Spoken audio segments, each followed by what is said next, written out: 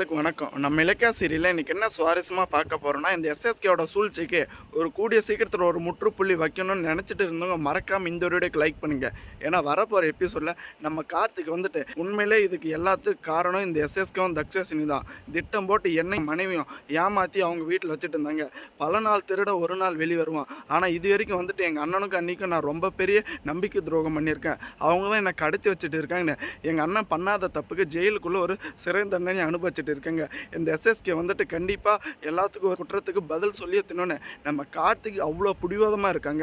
ஏன்னா ஒரு கட்டத்தில் இந்த அஞ்சலிக்கு எல்லா உண்மையுமே தெரிஞ்சிட்டோம். திரும்ப இந்த தக்ஷசினி சொன்ன ஒரு பொய்யினால திரும்ப இந்த தக்ஷசினி கூடயும் இந்த எஸ்எஸ்கே கூடயும் கூட்டணி சேர்ந்துட்டாங்க. ஆனால் இந்த எஸ்எஸ்கே திரும்ப திரும்ப நம்ம அஞ்சலியை எதுக்கு இப்படி யூஸ் பண்ணிட்டு இருக்காங்க அப்படின்னு வீடியோவை ஸ்கிப் பண்ணாமல் பாருங்க. நான் லாஸ்ட் எண்டில் பயங்கர ட்விஸ்ட்டு காத்துட்டு இருக்கேன். ஏன்னா நம்ம கௌதம் எந்த ஒரு தப்புமே பண்ணாமல் தானும் நல்லா இருக்கணும்.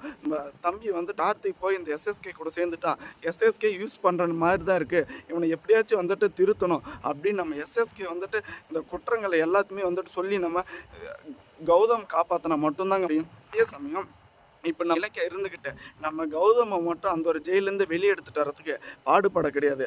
ஏன்னா இந்த பண்ண தப்பு எல்லாருமே இந்த எஸ்எஸ்கே தான். இந்த ஒரு வீட்டில் இருந்தவங்களே வச்சு யூஸ் பண்ணிவிட்டு எல்லா குற்றத்தையும் இங்கே திருப்பி விட்டுட்டு இருக்கான். கூடிய சீக்கிரத்தில் அவனை கையங்காலமாக பிடிச்சி இந்த ஒரு நீதி நியாயம் கிடைக்கணும். நம்ம கௌதம் மட்டும் கிடையாது, எஸ்எஸ்கே பண்ணிட்டு இருக்கிற எல்லா ஃப்ராட் வேலையும் கண்டிப்பாக கோர்ட்டில் நிறுத்தணும் அப்படின்னு நம்ம இலக்கிய அடுத்த கட்டத்தில் ஒரு முடிவு எடுக்க போகிறாங்க. ஏன்னா இப்போதைக்கு நம்ம கௌதம் மட்டும் குற்றவாளியில் நிரபராதி அப்படின்ற உண்மை எல்லாருக்குமே தெரிய வந்துடுச்சுங்க.